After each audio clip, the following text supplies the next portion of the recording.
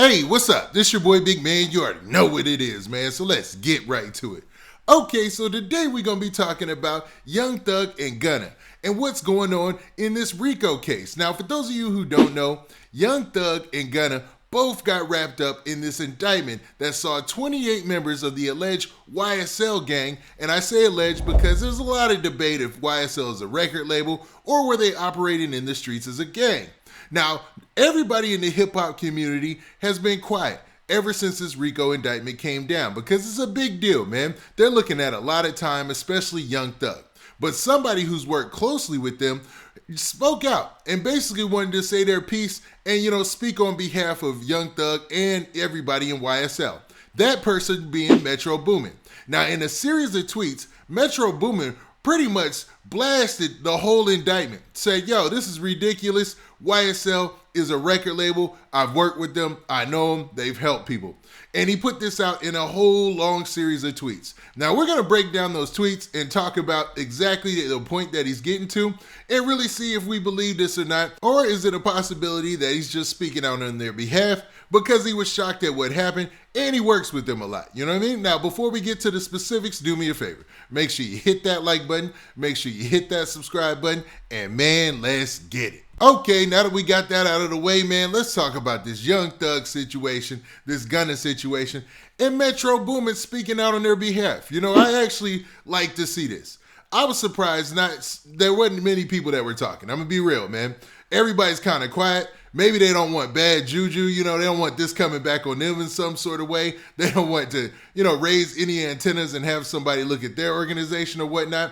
But Metro Boomin is obviously not afraid of any of that because, for the most part, he's a producer, superstar producer. One of the most, probably one of the most successful producers right now in the hip hop game, right? And, he's gone platinum on his own and all that. He had his own projects. Like, Metro Boomin is good. So I see where he feels comfortable to say how he feels about this situation, especially when it involves people that he's worked with closely. Now, with all that being said, let's look at this very first tweet that Metro Boomin put out there. Now, in this tweet, Metro Boomin said this. He said that using song lyrics to indict is lame AF and a joke. These same lyrics that have made billions for these corporations over the past decade. I'm waiting now to see who's going to step up and use those same resources now that the coin has turned. Now, this is a very good call to action. Like, when you think about it, when you think about YSL, Young Thug, or whatnot, and you think about how these things usually play out in hip-hop, right?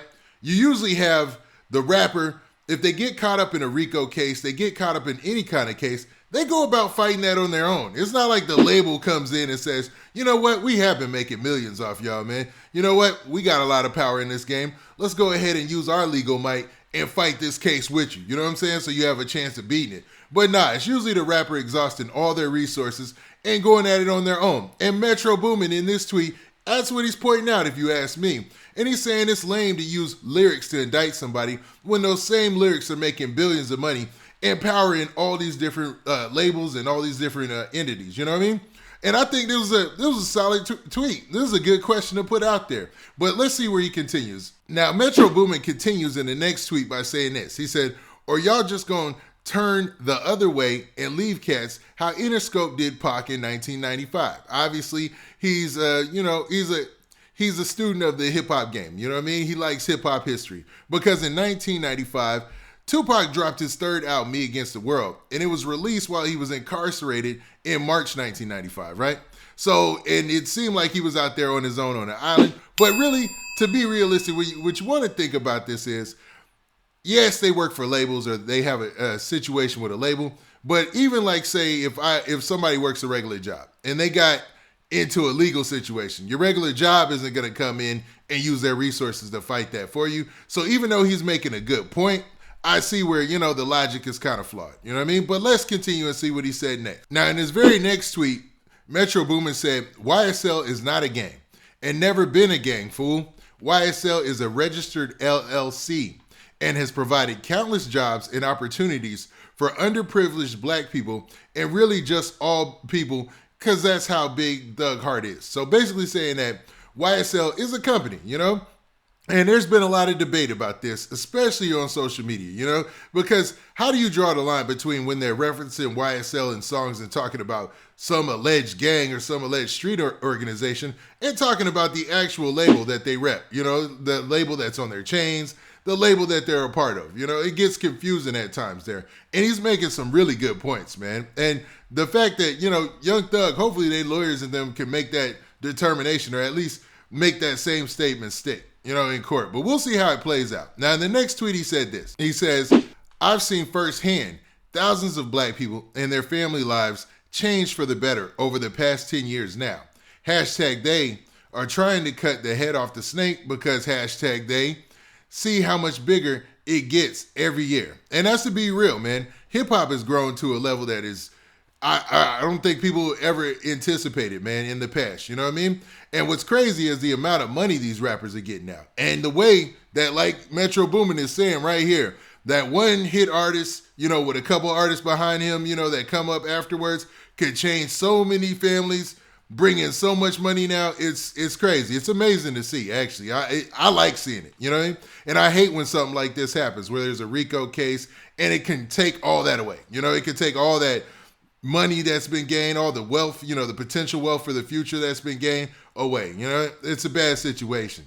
And he feels like, man, it might be some other things, some other underlying reasons why people are doing this or why these things are happening. But I don't know, man. That might be a stretch. But y'all tell me. Now, let's continue on his next. Now, in the very next tweet, he said, they get terrified every time an iconic black leader emerges with so much influence, respect, power, and appeal. So they throw some charges together to lock him up and slow the movement down. Look at American history. It's been a pattern for 100 plus years. Now, in ways, what he's saying there is true, man. There's definitely been some things in the past that you can argue there's some truth there.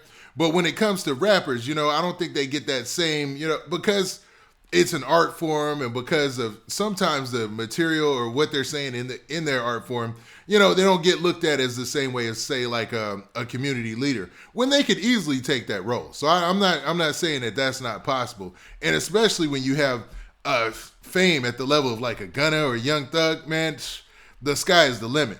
But let's continue to his next tweet. Now, in the very next tweet, Metro Boomin said this. He said, and all of you trying to play devil's advocate behind a keyboard, keep your police on the side, y'all. Worse than the DA, with a whole bunch of police emojis or cop emojis, right? And obviously, he's not a fan of people critiquing the situation that's going on online, but that's just what people are going to do, especially when you have artists as big as a Young Thug and as big as a Gunna in a RICO case, man. It's breaking news all day, you know what I'm saying? But obviously, Metro Boomin is not a fan of those type of critiques, right? Now, in this final tweet, Metro Boomin went on to say this. He said, these brothers need love, support, and prayer right now, not jokes, criticism, or opinions. And he might have a point, man. He has a good point.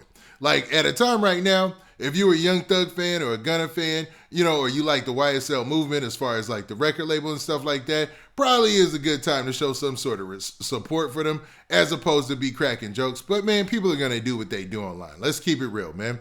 Most people, when these things happen, there's going to be memes that's made, there's going to be jokes that's made, and they're going to relate to things that have happened in the past, like with Gunna, for example. But man, do I think that everybody wishes the worst for them? Nah, I don't. You know what I mean? But with that, what do you guys think, man? Do you think that Metro Boomin is making some very good points on behalf of Young Thug, Gunna, and YSL?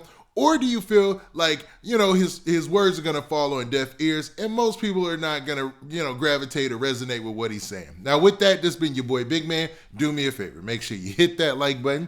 Make sure you hit that subscribe button. And make sure you hit that notification bell so that way you get a notification every time I drop this hot content. And we out of here. Peace.